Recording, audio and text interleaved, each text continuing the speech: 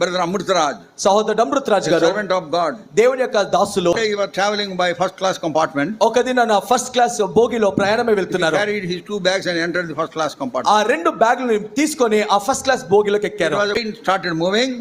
Train ప్రయాణమై వెళ్తున్నప్పుడు One of them drew one trunk kept in the center and started distributing playing cards. చూడండి, అప్పుడు వారిలో ఉన్న ఒకరు ఏం చేశాడంటే కిందున్న ట్రంక్ పెట్టెను బయటికి లాగి ఈ పేకాట్ ఉంటుంది కదా, ఆ పేకలు తీసి అన్ని కూడా అందరికి పంచుతున్నారు ఆడటానికి. For 4 of them. 4 కొరకు పంచుతున్నాడు. All the 3 have picked up.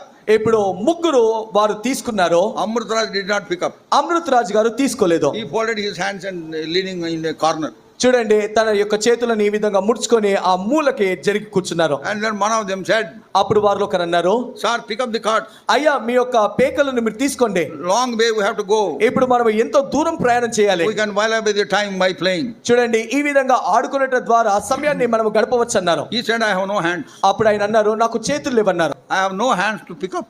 ఆ యొక్క పేకలను తీసుకుంటారు, నాకు చేతులు లేవన్నారు. Hey, what are you saying?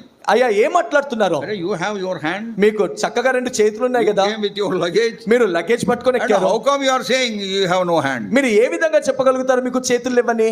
Then Brother Amrutaraj said, అప్పుడు సహోదరుడు అమృతరాజ్ గారు అన్నారు, "They are not mine. ఆ చేతులు నావి కాదు. I have been purchased by my Lord. నా ప్రభు ద్వారా నేను కొనబడ్డాను. What I have, they don't belong to me." నేను ఏదైతే కలిగి ఉంటున్నానో అవి నాకు చెందింది కాదు. They were wonderstruck at his words. వారు ఆ మాటలు విని విభ్రాంతి పొందారు. Then they said, "You look to be a very peculiar person." వారు చూసి అన్నారు కదా, ఈయన చాలా ప్రత్యేకమైన వింతైన వ్యక్తిగా ఉన్నాడు. So it is better you tell your story. కాబట్టి నీ యొక్క కథ ఏంటో చెప్పు అన్నారు. Then he started giving his testimony. అప్పుడు ఆయన సాక్ష్యము పంచుకుంటూ ఆరంభించాడు.